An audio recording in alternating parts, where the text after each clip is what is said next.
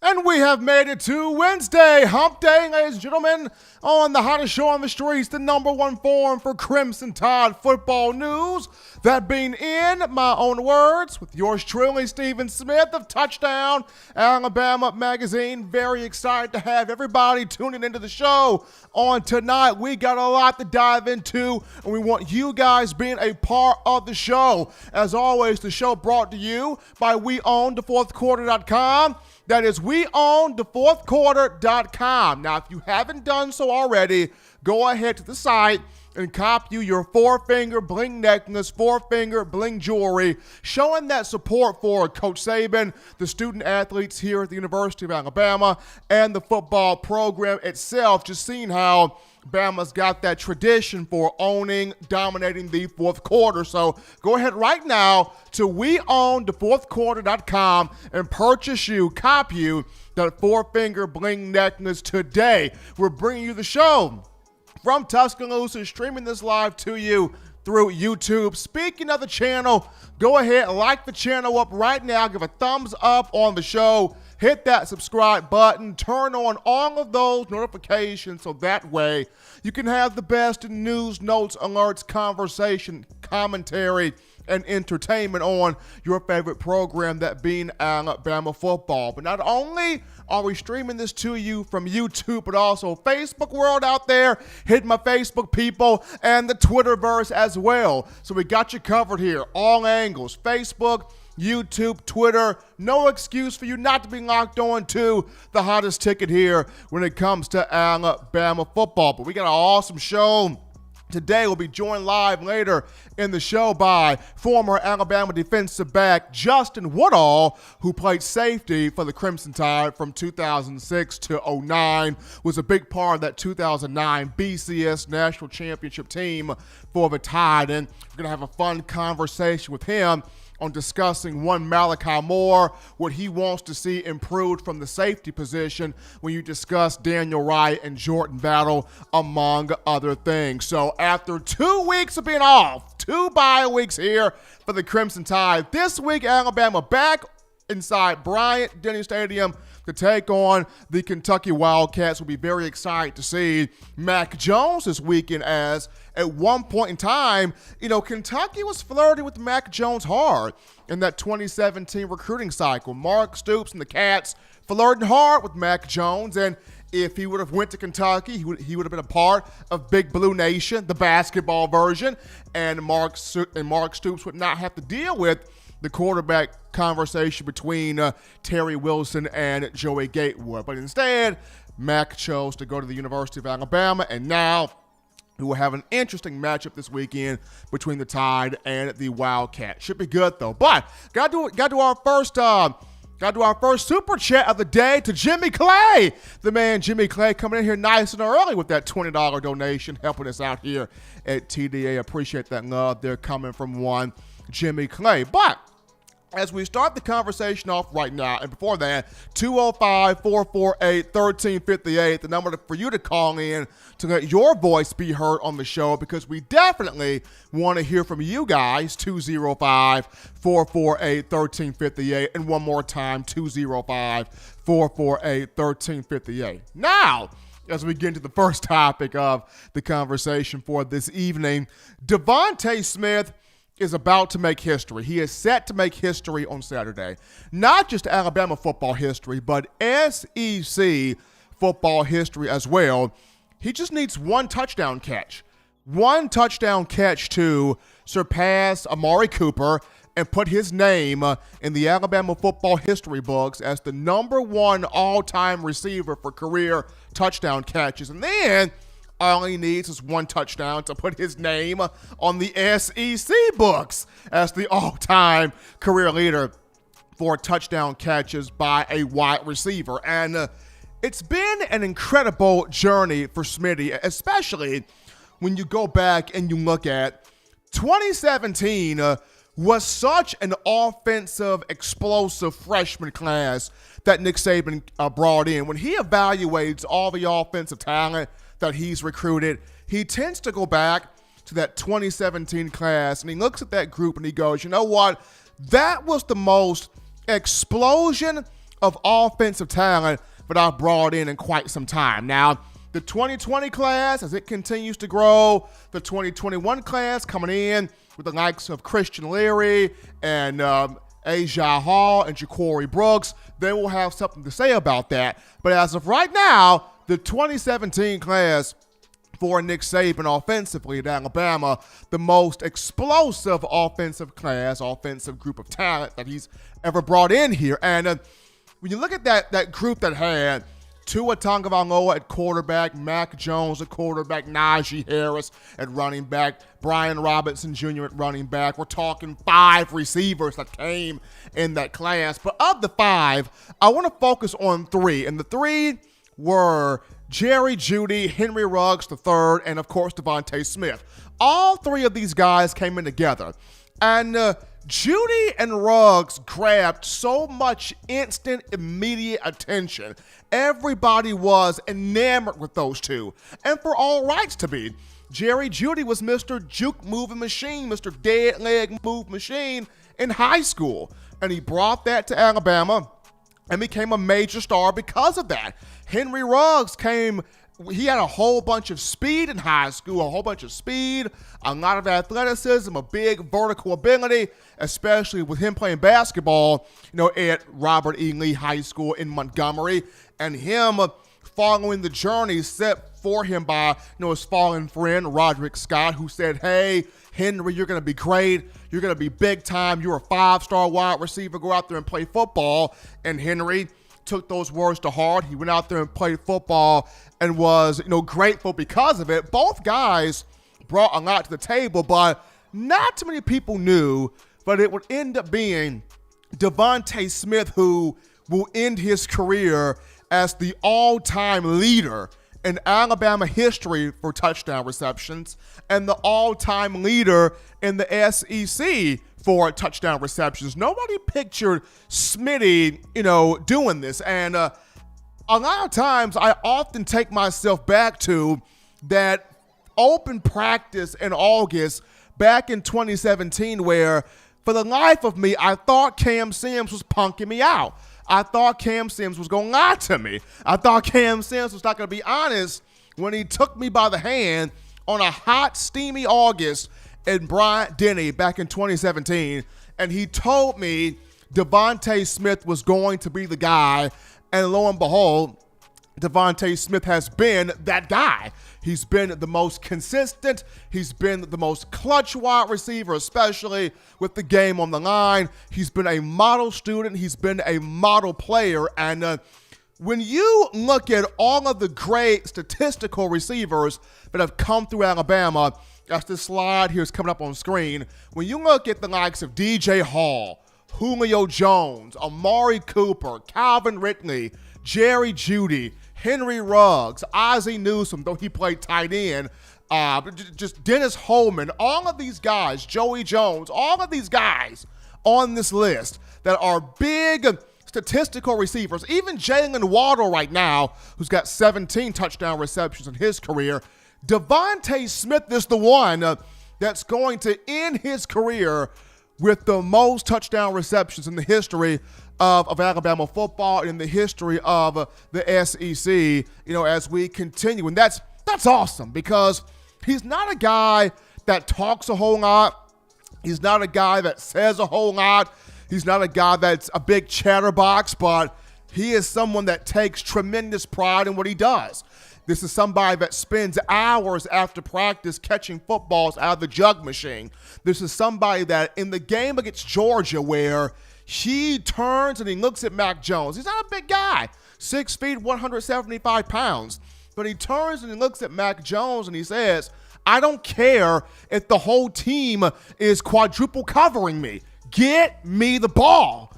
And it takes somebody with that type of Michael Jordan-like competitiveness to, even though, I am quadruple covered, I'm always open. You look at Smitty's feet, people kind of compare him to Marvin Harrison, but he's got some quick feet. I would almost look at him in the same way of a Chad Johnson. When Chad Johnson played pro ball, some of the quickest feet, some of the best feet in the NFL during his playing career, and he would tell defensive backs the route he was going to run and be like, stop me. I'm running a slant. Stop me.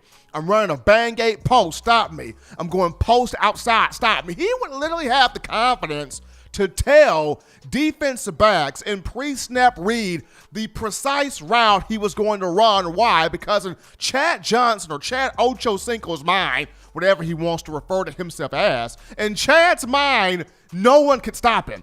In Chad's mind, no one could defend him. In Chad's mind, no one could take him.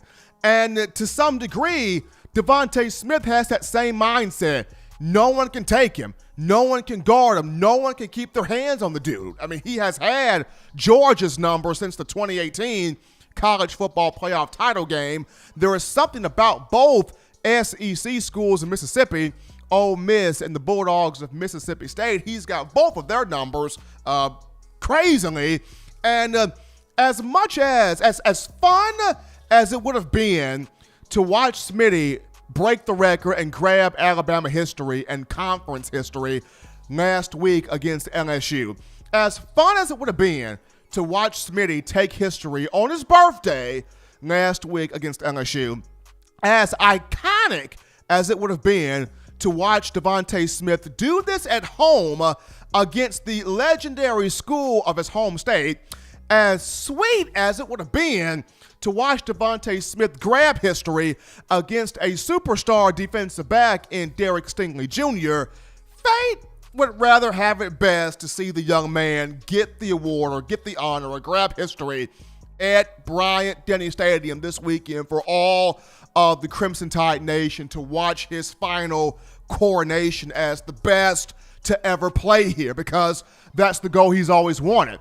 Ever since he came in from a meet in Louisiana, his goal was to be the best to ever play here.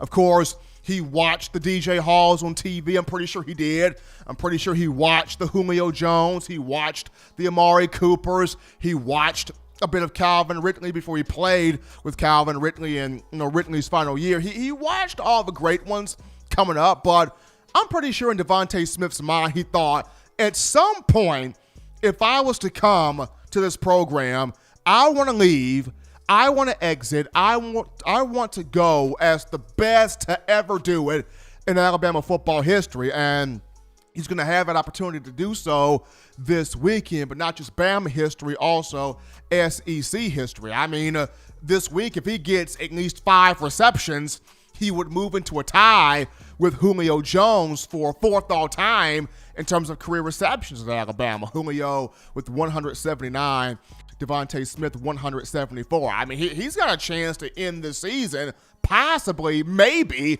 chase Coop to be the all-time leader for career catches. I know Coop right now is at 228, so that's going to be a long climb there for Smitty to make, but he's got a chance to do so. This season, 56 receptions, 759 yards, leads the team in both categories. Also leads the team with 8 touchdowns on the year. He's got, 3 100-yard performances on the season. Just went off against the likes of both Mississippi schools, even had a strong performance there against the Georgia Bulldogs through 6 games of this season. So it's been a great year. And just, like I said, just thinking about all of the explosive talents, playmakers that came in that 2017 class, and the attention was on Jerry Jeudy.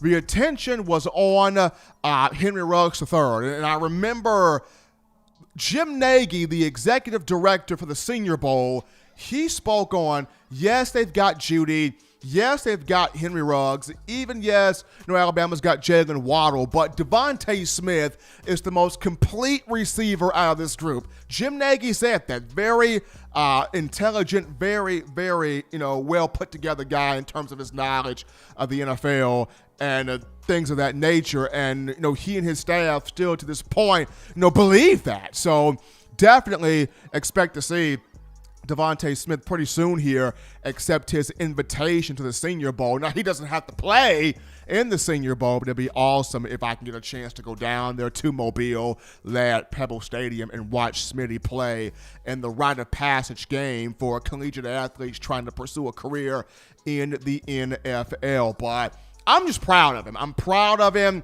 I'm happy for him. I'm excited to see him this weekend inside Bryant-Denny make Alabama football history, make SEC football history. The silent assassin is about to become the all-time leader, the all-time GOAT for career touchdown receptions. Big ups there to Devonta Smith. We take our first break here on the show, ladies and gentlemen, but don't touch that dial. Just getting started here on a Wednesday. When we get back, we dive into your phone calls, your thoughts, your tweets, your chats, your questions, your concerns. We're going to have a conversation with you, the fans, right after this. You're watching In My Own Words with Stephen M. Smith, brought to you by We Own the Fourth Quarter. Get your four-finger bling necklace today by visiting weownthefourthquarter.com. Throw them foes up. Every sports fan deserves the proper representation. Whitwell Sports introduces to you the Title Towel. Wave that Title Towel in the air like you just don't care in support of Nick Saban and the Alabama Crimson Tide. Only $9.99 and it lasts a lifetime. Head on over to whitwellsports.com and get your Title Towel today. Remember the taste of Grandma's delicious sweets? Emily's Heirloom Pound Cakes brings back those precious memories with just one bite. Each cake made from scratch. They make the perfect dessert to share with family and friends for any occasion, and ordering is easy. Visit emily'sheirloompoundcakes.com. Click the online store and shop. Then pick up your fresh cake at the kitchen in downtown Homewood. Order yours online at emily'sheirloompoundcakes.com.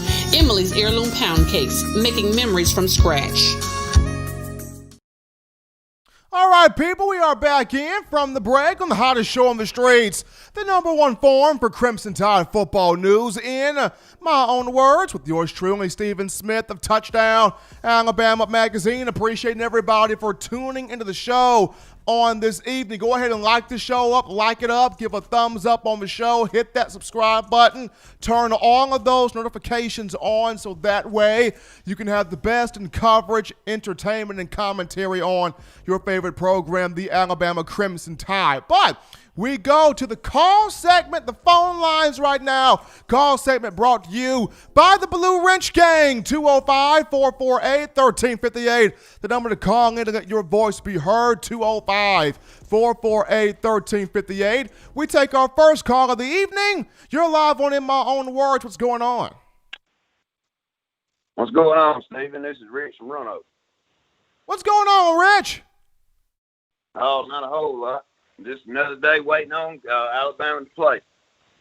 Absolutely, they come back home they're back home this weekend at Bryant-Denny to take on Kentucky, and Kentucky team that's tough. Got a good defense under Mark Stoops. Now the passing game, I don't think they trust their passing game all that much. They love to run the football. They got a good offensive line, especially at left tackle. So we'll see how this defensive front of Coach Saban is able to get those gaps adjusted and stop this run. Oh, yeah, this is going to be a game similar, I think, to Alabama-Auburn game. You know, I think we'll, at the end of the game, put up at least 21, but it's going to be a more in-the-trenches game unless Mac Jones just puts on a show like he's known to do, you know, throwing the ball everywhere. But Kentucky is definitely, especially after LSU, I just think they didn't want to play us last week. And I'm sure the players was hyped up about it because they come into, you know, our home last year and disrespected us with our recruits and in the locker room. And everybody knows that story.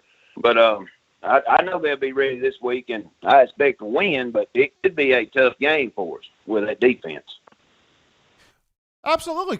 Kentucky's got some great pieces on defense, especially in the secondary. The secondary's forced 11 interceptions this season. And I've always had a great deal of respect for Mark Stoops and what he's done because the Wildcats, even their losses, they've lost some close games. They've lost some games they actually could have and should have won. But going back to Mac Jones, Kentucky courted with him for quite some time in the 2017 recruiting cycle, and he almost went to Big Blue Nation. So he ended up going to Alabama here in 2017. So it's going to be fun to see, can he reaffirm himself as the leader in the Heisman race, especially with people now talking about Kyle Trask. Oh, yeah, you just hit on a bunch of things. Let me get this out of the way first.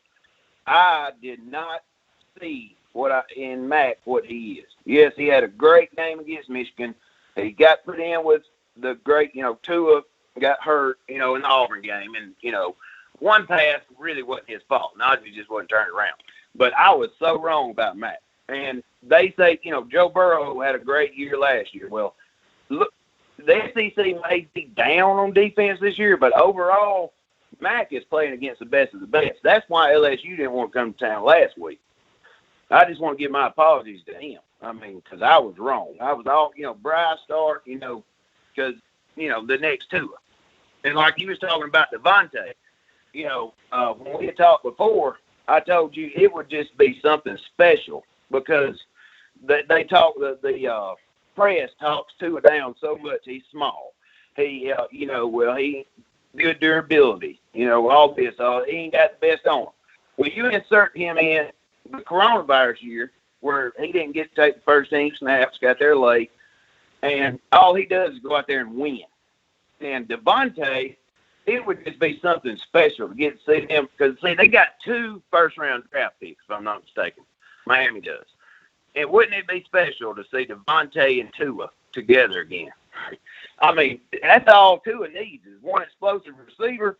And, they've always been on the same page. And, for Mac to sit there behind Jalen and Tua and learn, he knows when you're at the University of Alabama, all the pro coaches know that they're NFL ready. If they start saving, you can just put them there, they're ready to go.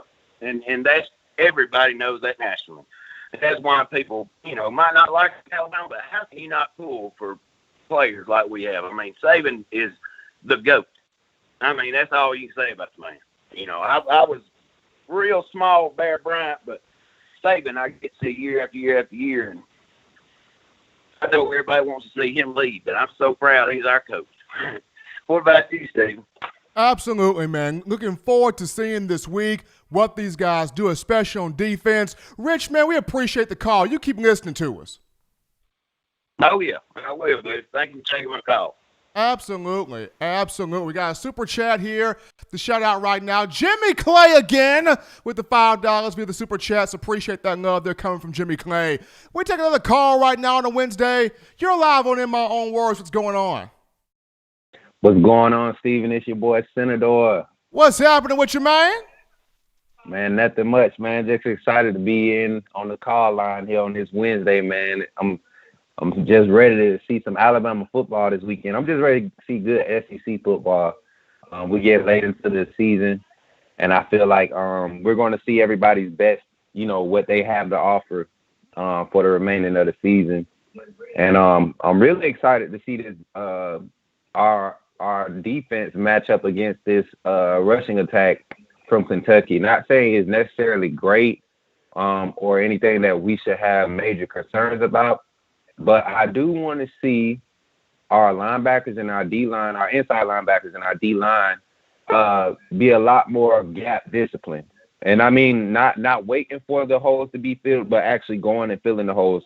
Sean called in, I believe, last week, and Sean from Huntsville, he called in last week, and he was pointing out the fact that on a lot of plays you see, especially on run blitzes, you see Christian Harris, hitting the holes. No regards. He know he got to fill the A gap, so that's where he's gonna fill. Or if he got to fill, if he making a read off of the field, he that's what he's doing. And you see Dylan Moses kind of hesitant to fill holes now and create that confusion or that disruption in the hole. I would love to see our defense be very, very aggressive and violent in those gaps and filling those holes. So I think that'll be a good thing for us this week. And also offensively, just continuing to keep the same production and keep the same pace. I don't think we have to go out there and show anything else. We don't have to go out there and try to work anything new. I say we keep doing what we're doing. And really, we believe it or not, I don't think people realize how much of the rushing attack we've been relying on it. Steve Sarkisian has done a great job in his play calling and picking spots where we go run heavy. Whether we have the spread formation, with the 3 wides and 1 tight, or having the double tights in. So I think if he continues to call it like he is, we get to see a good body of work from our offense, from our team as a whole this week. And then I also would like to see some Javon Baker also this week. I want to see him get some meaningful snaps in that 3-4 deep rotation at wide receiver. I believe this will be the game to actually get his feet wet and for us to actually see something early in competitive play. And then, of course, we want to see Bryce Young and the younger guys, Jace McClellan, coming off the for the mop-up duty and being productive. But I want to know what you're looking forward to seeing this weekend, Steven.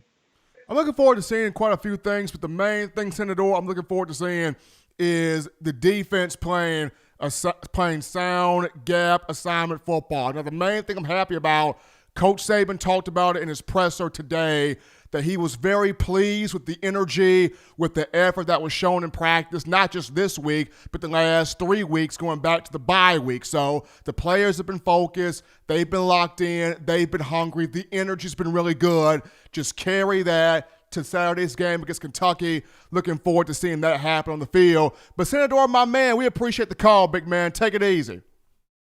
Brother, and Roll Tide. Shout out to Blue Ridge Gang in the chat. Everybody in the chat. Appreciate the support. TDA, we the best, man. Much love, Steven.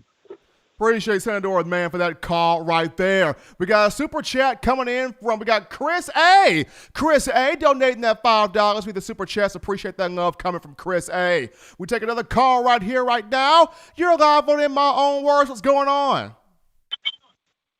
Hey, Steve. What's happening? Hey, this is Pop, man. This is my first time on the live chat. My daughter, man, we got Pops in the house. Yeah, hip hop Pop, the old timer gospel rhymer. But my daughter graduated from grad school at University of Alabama. And, man, I'm telling you, when she and I were together when she was at the University of Alabama, man, we got closer. Alabama football just brought a whole nother bond of closeness between me and her. And I just wanted to, I don't get into the stats like some of these guys do, the real coaches, the sofa coaches, and all of that. I guess I'm more of a sofa coach. But, it bothers me a lot why we don't take advantage of Slade Bolden with the play option pass. Like I say, I ain't a big, analyst like some of y'all, but Alabama seems like they hadn't had much of a play action pass in the arsenal. And I think at certain times I've seen other teams do it against us effectively and do it against other teams effectively. And it just seems like we could employ that in our playbook a little more. And I think Slade Bolden, by him being an ex-quarterback at some time, if I'm not mistaken, I heard he was a quarterback. But I'm thinking that, man, if we could put him on a play-action pass just at a time when nobody's expecting, when they think they're reading us and got us, down pat, that would be something that would be another weapon in our arsenal. But what do you think about that? Is it logical, or does Alabama just not employ that in their, playbook, or what? I love it. I would love to see that happen. I would love to see Sarkisian pull that card, whether it's with Slade Bolden, whether it's with one of our tight ends, but especially with the speed that Bolden does have, with his ability to get open on a lot of these routes. Keep your eyes on Slade this weekend. I think because of the attention that Smitty gets and that Mechie's going to get, watch Slade Bolden this weekend. We could be seeing him make some pretty big plays here in space against Kentucky. Appreciate the call, man. Pop, appreciate the call. All right. Hey, look, and I need some instructions on how to send you some money, man. I'm going to bless your socks off, your left one and your right one. But I ain't all digital. I'm more like a digital dinosaur. I just want to know how can I send you some money, man? Okay, so on the side of the YouTube page, on the side of the YouTube channel, there's a $sign on the lower right-hand side. You hit the $sign on the lower right-hand side of the page, and you can make your donation right there. All right. Now, how does when I click it, I go into PayPal or something? Yeah. Okay, all right then. Now I got you, man. I love your show day and night. I listen to you. Thank God for you, brother. Love you. Appreciate it, Pop, man. You take it easy. All right. Would not mind seeing Slade Bolden in play action. I mean, the guy can play. Now we got another call right now in the queue. You're live on In My Own Words. What's going on? Live on the show, call. What's going on? Lost the call there, but be sure to call back in, 205-448-1358. The number again, 205-448-1358. Cool topic of the day right now, Naji Harris. Naji Harris has been nominated as a semifinalist for the Jason Witten Collegiate Man of the Year Award. This will be the fourth year that this award will be presented. The Jason Witten Collegiate Man of the Year Award. It's named after former University of Tennessee legend Jason Witten, who also played 16 years in the NFL as a tight end for the Dallas Cowboys. And the award goes to the player that exemplifies excellence, not just on the field, but off the field as well. And when you discuss the life of Naji, he grew up in a very unfortunate situation. Grew up homeless. Came through a family that had suffered some abuse there, but he did not let that deter him. He found an outlet in football, playing at Antioch High School in California. He comes to the University of Alabama, and since being in Tuscaloosa, he has grown to be a voice for social justice. He's grown to be a voice for unity, a unified campus.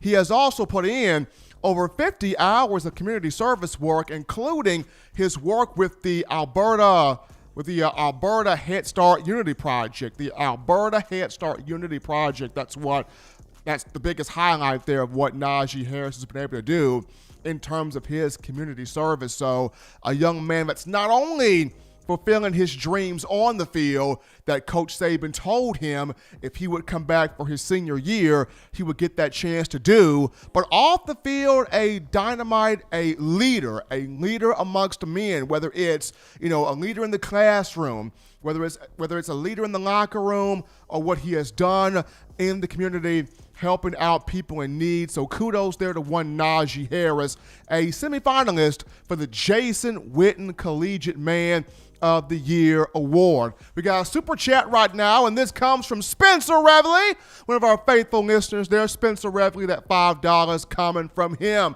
We take a break right now on the show, but don't touch that dial. When we get back, we sit down with former Alabama safety Justin Woodall to talk Malachi Moore, what he wants to see improved from Jordan Battle and Daniel Wright in the secondary, and much more. We sit down with Woodall right after this.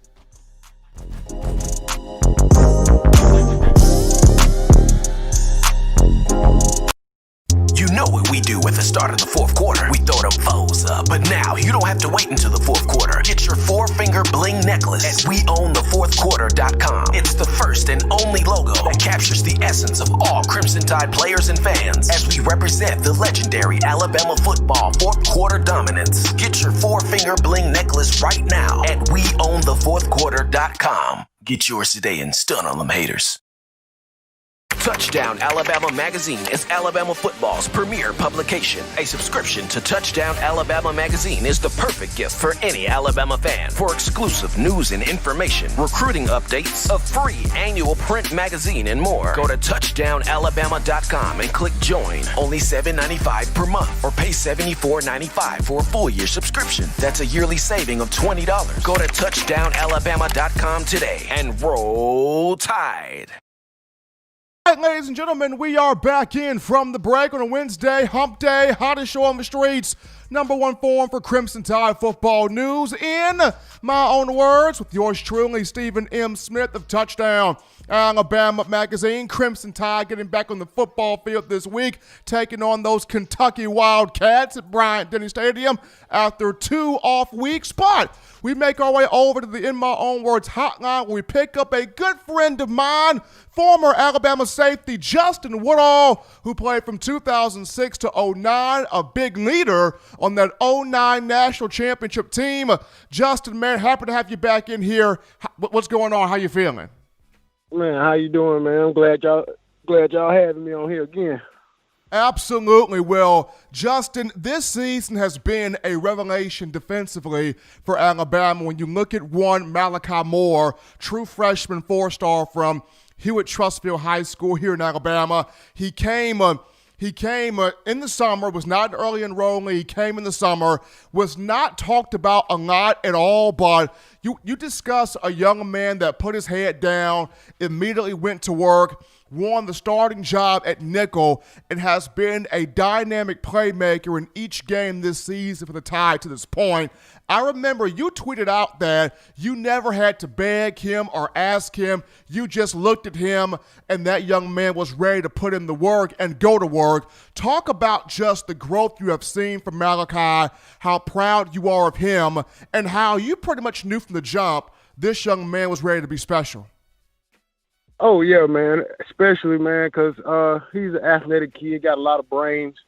So, really, it was just, okay, am I going to be ready physically as I've been a freshman, like being strong, and Kevin Brown got him pretty much ready on that part. So, other than that, because we've been working schemes and stuff like that, technique, I pretty much knew he'll be okay on the field. Like, first week, he looked a little nervous because I could see how he was playing a little bit off.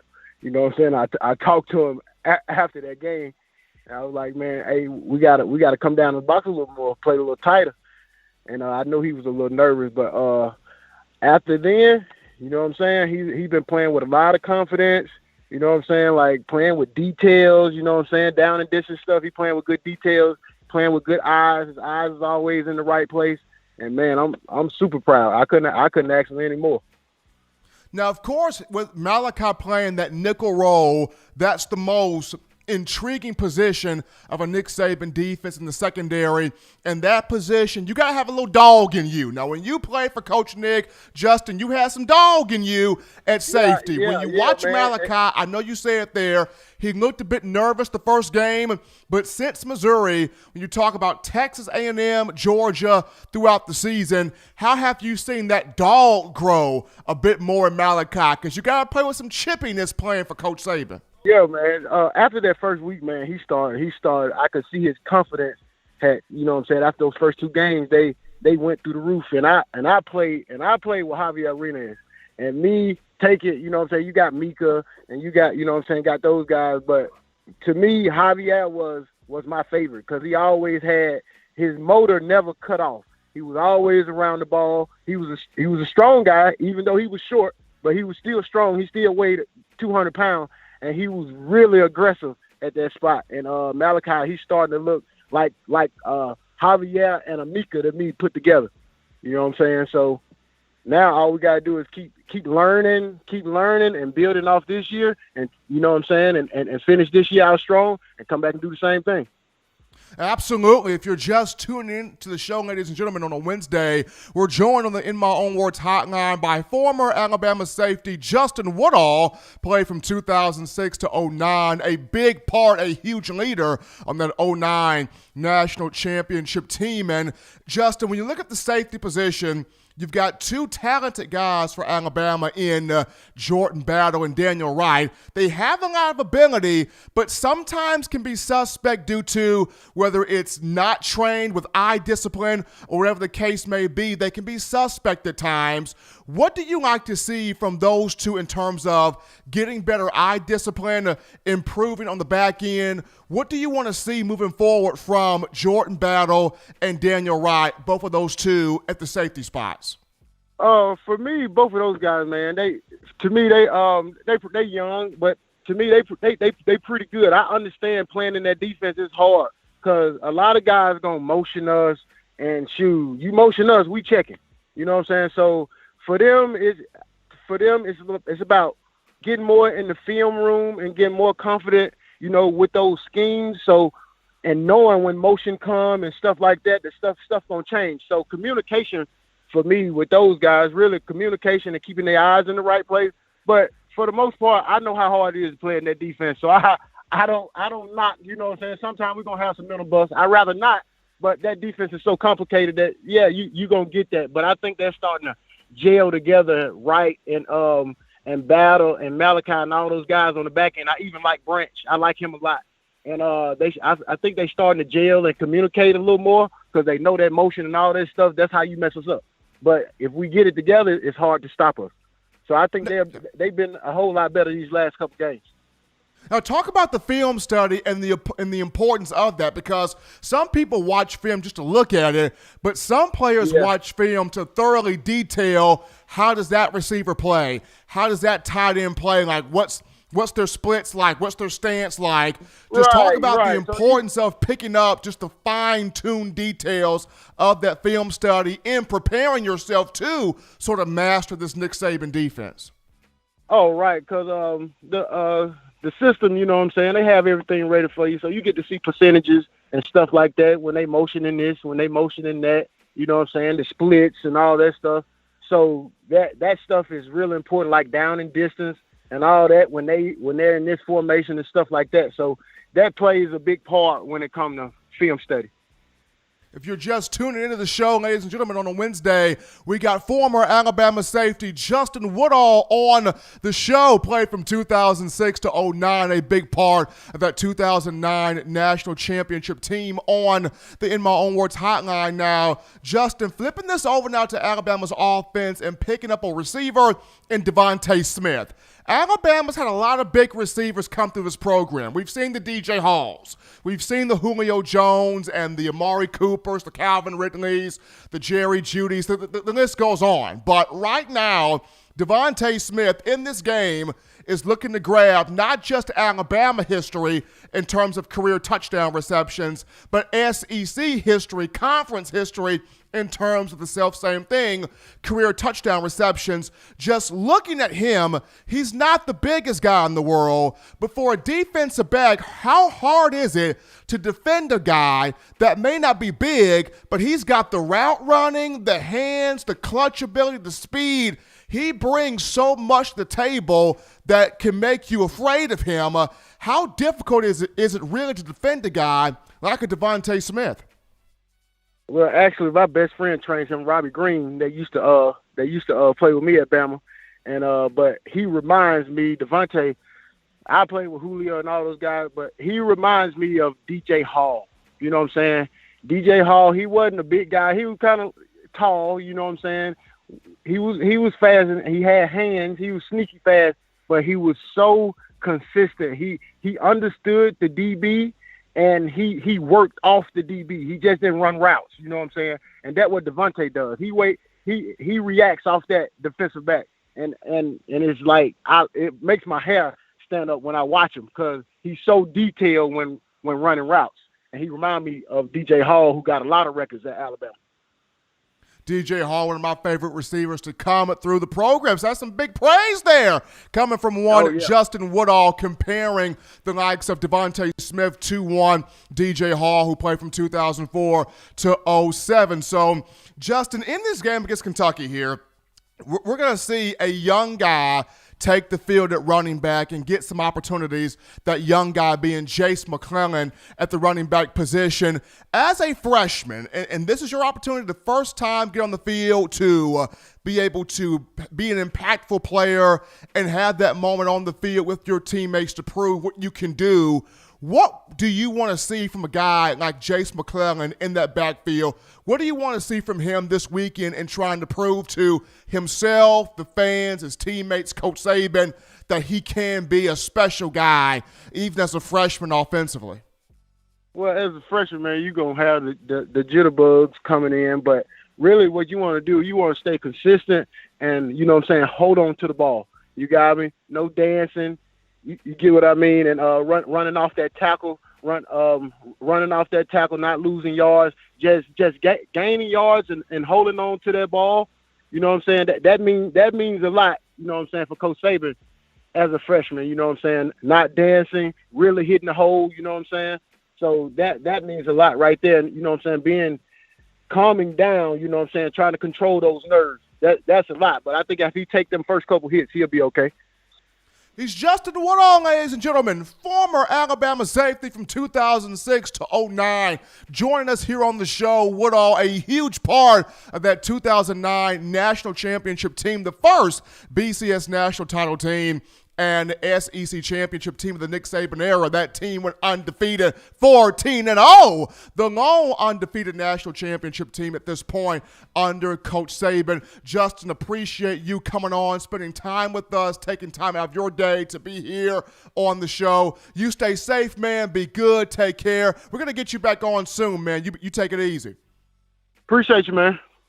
Absolutely. It's fun being joined by Justin Woodall, former Alabama safety, talking Crimson Tide football, breaking down some Malachi Moore, some Alabama defense, some Devonta Smith, and even talking a little bit of Jace McClellan here with us as the freshman. Going to get him a chance to be impactful this weekend against Kentucky.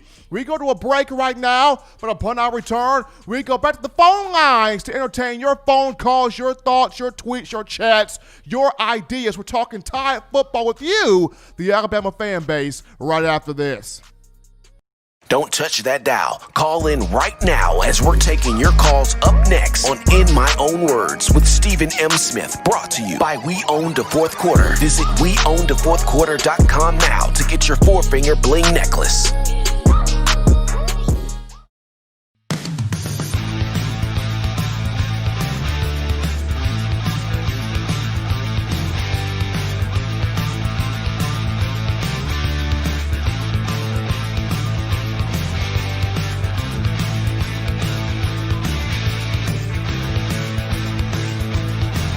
T-Town Menswear in the University Mall in Tuscaloosa. Touchdown Alabama Magazine is Alabama football's premier publication. A subscription to Touchdown Alabama Magazine is the perfect gift for any Alabama fan. For exclusive news and information, recruiting updates, a free annual print magazine, and more, go to touchdownalabama.com and click join. Only $7.95 per month, or pay $74.95 for a full year subscription. That's a yearly saving of $20.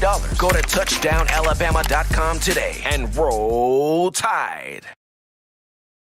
We are back in from the break here, ladies and gentlemen, on what is the hottest show on the streets, the number one forum for Crimson Tide football news on a Wednesday, hump day, in my own words, with yours truly, Stephen M. Smith of Touchdown Alabama Magazine. Appreciating everybody for checking us out on today. And we're back on you, Tide Nation, back on the phone lines, 205-448-1358, the number to call in to let your voice be heard, 205-448-1358. And one more time, 205-448-1358. Call segment brought to you by the Blue Wrench Gang. We take a call right now. You're live on the show. What's going on? All right, man. What's going on, Steven? Doing good, man. Doing good. It's Alabama, Kentucky this weekend. Kentucky, good run game, got a good defense under Mark Stoops, but after 2 weeks of not playing ball, I think Coach Saban and these players are ready to play some ball again. Oh, yeah, they definitely need it. I just wondered if you heard any more on December the 5th with LSU. Is that going to happen? Right now, that's still a date that's still being contemplated right now. I would like to see December 5th, definitely. I would like to see that game happen, but right now, Commissioner Greg Sankey of the SEC, no one has come up with anything concrete yet. So the moment something concrete happens, we will bring it on the show, but December 5th would definitely be a date I would want. Hey, yeah, I trust you, Stephen, there. I know you always keep us up to date on that stuff. Appreciate it. I'll let somebody else get in the queue then. Absolutely. Have a good one. Roll Tide. Absolutely. Appreciate the call right there. December 5th, hopefully December 5th. I would like for December 5th. I mean, at this point, as much as I want to play LSU again, at the same time, I just want Alabama to get to the SEC championship game, be able to win that. get back into the college football playoff as well. But 205-448-1358, the number to call in to let your voice be heard as you guys are continuing to get your thoughts together. Cool topic here. So Coach Saban was on the SEC Coaches Teleconference today, and he was directed the question of the state of today's defenses in college football. And the truth hurts. Sometimes we do not like to hear the truth, and I myself in that category. Sometimes we don't like to hear the truth, but when Coach Saban explains the truth, you have to find a way to understand it. And Coach Saban came flat out and was honest. He said, hey, nowadays in college football, you're not going to be able to hold teams anymore to an average of 7 or 8 points per game during the season. Those days are long gone in college football. Nowadays, if you can hold a team between 14 and 17 points per game, you're playing pretty good. And to hear Nick Saban say this, it goes back to something I said after the Ole Miss game about how the scheme has changed. Everything suits more of the offenses when you have so many of these innovative coaches, these quarterbacks, running backs, receivers coming out of high school ready to play right now. A lot of these schemes and analytics fit more of the offenses. And while, back in the day, the slogan was offense wins games, defense wins championships, it's now sort of become you got to have an offense that scores points. Now, truth be told, yes, you want to have a defense that can force turnovers. You want to have a defense that can get off the field on third down, absolutely. But at the same time, you want to have an offense that puts the pressure on the opposing team's defense by being able to score consistently and score at will. Case in point, you look at LSU, for example, from last season. LSU's defense wasn't all of that great because it had players injured. When it got players healthy, like Grant Delpit, then you start to see the defense come around a bit more. But the offense did much of the heavy lifting there for LSU. Before I continue my point here, we take a call right now on the queue. You're live on In My Own Words. What's going on? And it's your boy Jay Skills out of Richmond, Virginia. Jay, what's happening with you? Calling. Not much, man. I wanted to get on this whole LSU, whatever this is. All right, so let's go ahead and talk about it. All right, so LSU manufactured a way to get out of playing that game, and they know we had some get back coming for them. So I don't think the LSU game is actually relevant to take chance to risk a chance of hurting players or anything like that as we prepare for SEC championship or college playoff. What are your thoughts, sir? I mean, and I just mentioned that as much as I would like to rematch up against LSU again, at the same time, my focus is on, seeing this team get through the rest of its schedule, get to the SEC championship where it will more than likely play Florida, and then go on to play for the college football playoff. I mean, if LSU wants to play, then that's fine. But I'm not going to sit here and stress over it because, the date was set up. LSU, the game gets postponed, so Bama's on to finish out the rest of the schedule. Right. We already knew what was going to happen, and I don't think it's that game right now this year is irrelevant. We would have loved to have that get back, but they would have got demolished, and they probably won't even be bowl eligible this year. Those are both true statements, especially with the Tigers 2-3 on the year, and they still have the toughest part of their schedule down the line here. So good point right there, man. Appreciate the call, Jay. No problem. Take it easy, Steven. Y'all keep it up and roll tide, baby. Let's go. Absolutely. It would have been difficult for LSU either way. I'll be fine to play the game, but the focus right now of the Tide is continuing with the season. We take another call right now in the queue. You're live on In My Own Words. What's going on? Stephen M. How you doing tonight, sir? Doing good, Spencer, man. It's Alabama, Kentucky this week. Looking forward to seeing some young guys take the field, what Mac Jones can do. And, this defense, after 2 weeks of not playing ball, can this defense have the gap discipline in facing a Kentucky run game that, Kentucky's got a good run game. You just followed up right into my question for you, sir. Who do you think is going to be the freshman standouts on special teams, offense, and defense against Kentucky? Okay, freshman standout, off defense, offense, and special teams. So special teams, freshman standout, I really like Roydell Williams on special teams right now. He runs down the field and he's laying people out. If he's not laying people out, he's one of the guys around the football on special teams. So give me Roydell Williams on special teams. Offensively, Jace McClellan is about to introduce himself to the college football world. Last week, or throughout the 2 bye weeks, I was told this guy, he gets it. It's clicked in for him. And with the accident that Trey Sanders went through, and he got through the surgery, and continue to pray for him as he recovers from the surgery and what have you. And then with Brian Robinson, he was banged up a bit against Mississippi State. He'll get some carries against Kentucky, but I look at this game right here. Here's the matchup for Jace McClellan.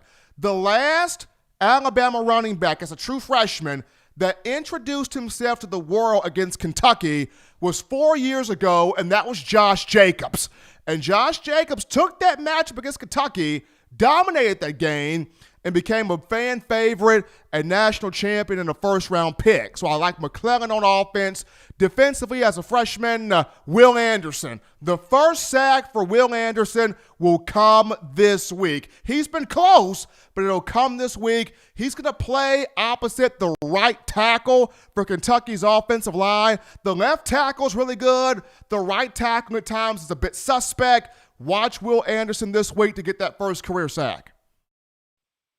Outstanding, sir. Thank you for the input and the great information as always. Thank you. I'm going to get out of here and let other people call in. You have a great evening, sir.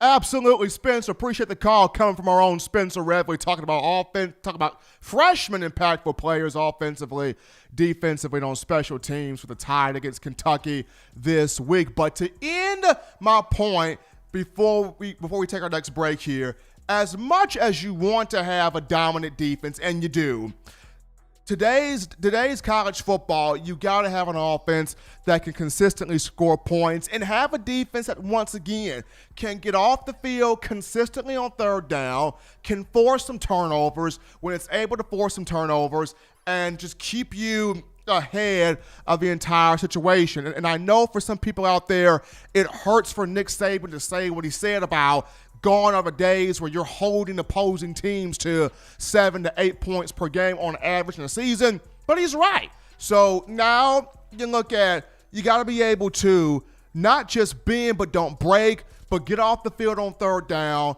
force some turnovers of your defense, and offensively being able to have those groups that consistently put points on the board. Fortunately for Alabama, it's got the offense that can do it with Mac Jones, Naji Harris, Devonta Smith, all the talents around those guys, and Steve Sarkisian running the show. But we take the break right now on the show. When we get back, I'm going to dive into my 5 players that you must watch this week. The 5 most important players to watch this week against Kentucky, according to yours truly, Stephen M. Smith. We'll break down the final segment after this.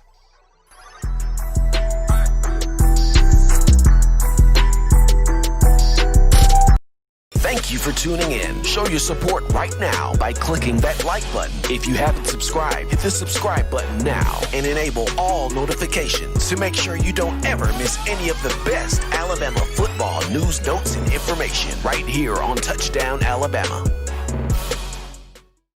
If you're an avid Alabama Crimson Tide fan and you love to flaunt it, then show your Alabama Crimson Tide support by grabbing the All-Bama sneakers. They feature bold Crimson Tide graphics, so no one will be able to question where your allegiance lies. When you add these sweet sneakers to your Alabama Crimson Tide collection, go to stsfootwear.com and use the code TDAlabama for $15 off your purchase. That's code TDAlabama for $15 off your purchase. Go to stsfootwear.com and get your All-Bama sneakers today.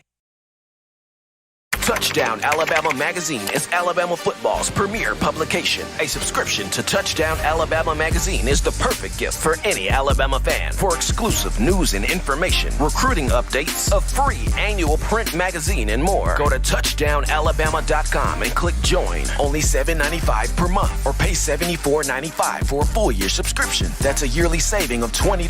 Go to touchdownalabama.com today and roll Tide.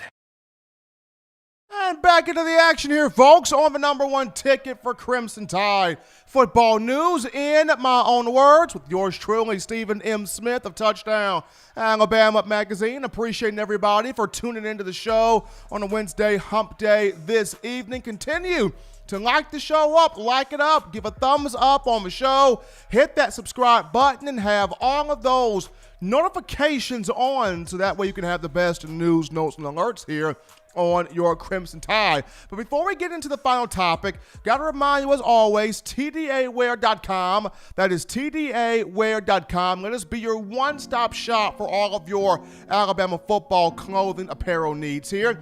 We got you on all things that I love hearing: Touchdown Alabama shirts, the We Want Football shirts, Let Them Play shirts, hoodies of all kinds. Come right here. tdaware.com. That is tdaware.com. Showing that support for Coach Saban, the University of Alabama, the student athletes, and us here at Touchdown Alabama Magazine. We look at this weekend, Crimson Tide versus Kentucky, and we're going to get into the 5 players to watch for, according to yours truly, Stephen M. Smith. The 5 most important players to watch for this game, based off of the film study that I have done all week on Mark Stoops and those Kentucky Wildcats. So here we go here. Doing this from number 5 to number 1. So starting us off at number 5, the 5th player to keep your eyes on, Slade Bolden at wide receiver coming out of the slot. And the reason why I'm saying Slade Bolden at number 5, with the attention that Devonta Smith and John Mechie are going to see this weekend, even with the likes of Naji Harris coming out of the backfield as well, keep your eyes on Slade Bolden. He's going to be able to find some holes in the zone, sit in those zones, attack the middle of the field, attack the outside, on some post patterns outside, on some out routes outside, on some different timing patterns outside for numbers. Keep your eyes on 18, whether he's attacking the middle of the field, whether he's attacking the outside of the field, whether he is targeted on 3rd down. Keep your eyes on Slade Bolden this week. Alabama, Steve Sarkisian, they're going to work him in on some routes. He's officially now the number 3 receiver on the roster here. I know there was kind of a battle between he and Javon Baker, but Slade Bolden officially the number 3 guy. So keep your eyes on Bolden. They'll work him in on some routes. They'll get him involved. How many times will he be targeted? How many catches can he make?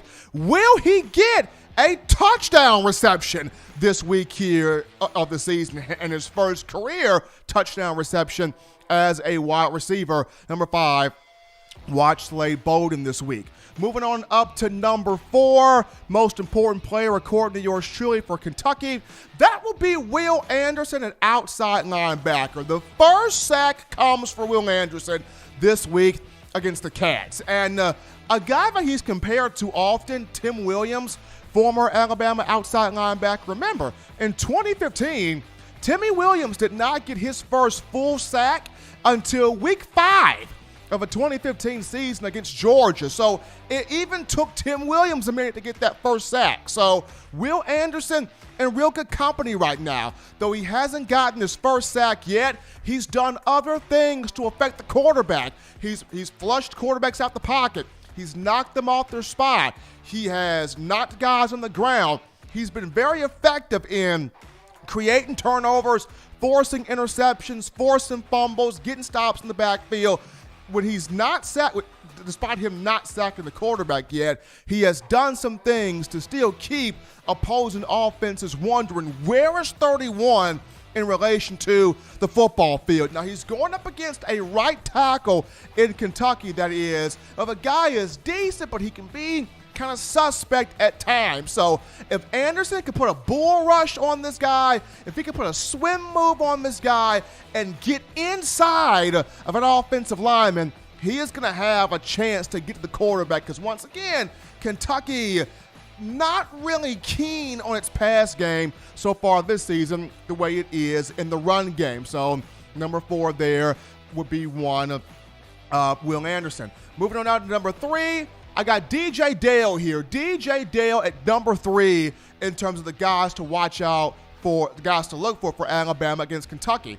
And the reason why Dale is on this list, Dale and the rest of the defensive line, it's about gap control, gap assignments. Once again, Kentucky's got 2 really good backs. They're going to want to run the ball off of the left tackle, get up and down the field, get to the second and third level of this defense. For Dale, for Christian Barmore, for Byron Young, for LeBron Ray, should he play in this game. Coach Saban said he's leaving it up to Ray if he wants to go in this game coming back from the elbow injury. But everybody on this defensive line, led by DJ Dale, got to control the gap, got to get inside, got to create tackles for loss, stuff the run, follow the flow of the football, and attack the play.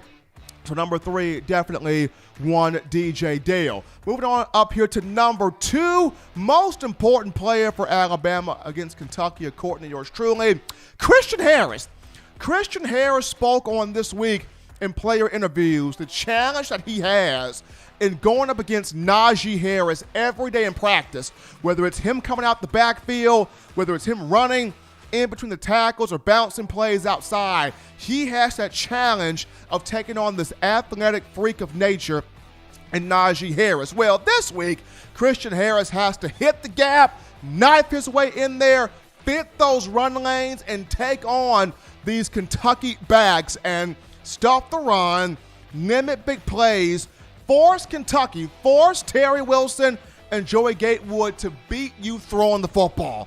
Beat you throwing the ball, in the air. Kentucky wants to run. Alabama's got to force this team to win throwing the football, and that's Christian Harris, that's Dylan Moses, that's all the linebackers, but definitely highlighting Christian Harris there. And at number 1 for me, the most important player for this game for Alabama against Kentucky, Jace McClellan, the true freshman. Here is an opportunity for him in this game, in this matchup, to show what he can do, to show what type of an impact player he can be. He's been wanting this since he got to Alabama. This guy was a big-time star at Alito High School in Texas, over 6,000 career rushing yards, 122 touchdowns on 842 carries. He's excited. His family's excited. This is a big moment for Jace, but don't just watch him as a back. Watch him also as a receiver out the backfield. He's got a gear to him to hit the next level and create some big-time plays. So Jace McClellan will be fun to watch this weekend for the Crimson Tide going up against those Kentucky Wildcats. As always, ladies and gentlemen, you want the best in news, notes, information, coverage on your Crimson Tide. Very simple and easy to access this. You get it by downloading the Touchdown Alabama Magazine app from the iPhone App Store if you're rocking Team Apple, Google Play Store if you've got the Android phone. For your audio listening needs, we got you right here, iTunes or Apple Podcasts, Spotify, Stitcher, Spreaker, Google Play, TuneIn Radio, or iHeartRadio. If the good and gracious Lord sees fit, I'll be back on Friday, continuing the conversation that is Bama football. Remember, Tide fans, you can purchase individual copies of Touchdown Alabama Magazine. Have those sent to your door. That link will be found in the description. Also, you can purchase that 4-finger bling necklace courtesy of WeOwnTheFourthQuarter.com. That link will be in the description as well. But until next time, folks, husbands love your wives. Wives appreciate, value those husbands. Children, get that schoolwork done. School is in, but still do those things legitimately now to not be bored. Be sure to get you those 3 hearty meals a day, those 3 great laughs a day. Protect yourself, protect the loved ones around you. Until next time, folks, it's been in my own words.